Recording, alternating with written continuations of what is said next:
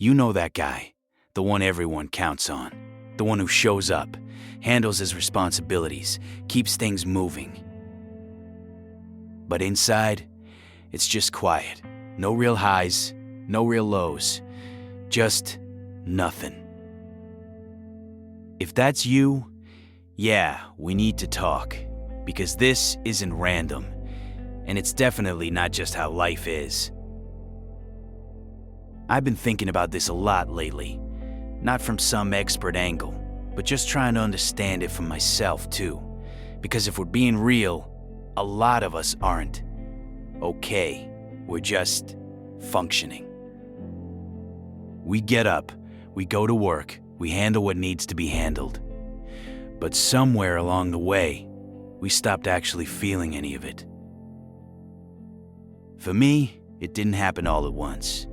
It was gradual. I've always been more on the quiet side, kept to myself, stayed in my own lane, either alone or around family.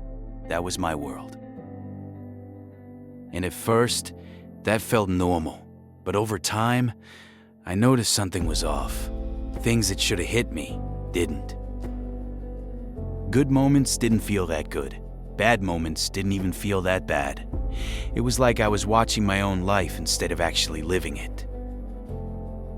And I didn't have a word for it back then. Now I do. Numb. Let's start here. Most of us were never taught how to deal with emotions. We were taught how to shut them down. Man up. Don't let it get to you. Handle it. So we do, over and over again. We take stress, pressure, disappointment, and instead of processing it, we bury it, and that works for a while. But here's the part nobody really says out loud. When you shut off the bad feelings long enough, you don't get to pick and choose anymore. You shut off everything. Then life kicks in. Bills, work, expectations, responsibility. And now it's not even about how you feel. It's about what needs to get done. So you go into survival mode. And survival mode doesn't care about joy. It doesn't care about meaning. It just says, keep going. And we do that for years. So yeah, of course we feel numb. We've been in just get through it mode for way too long. Another piece of this, we don't really talk. Not like that. We can joke. We can talk about work, the gym, games. But the real stuff, the stuff that actually weighs on us, most of us keep that locked down. Because opening up feels risky, or pointless, or like nobody's really trying to hear it anyway. So it stays inside. And the longer it stays there, the more disconnected we feel from ourselves and from everyone else. So when you step back and look at it, this numbness, it's not weakness. It's what happens when you've been carrying weight for too long without ever putting it down. And I want to be careful here, because it's easy to hear all this and think, all right, so something's wrong with me. I don't think that's true.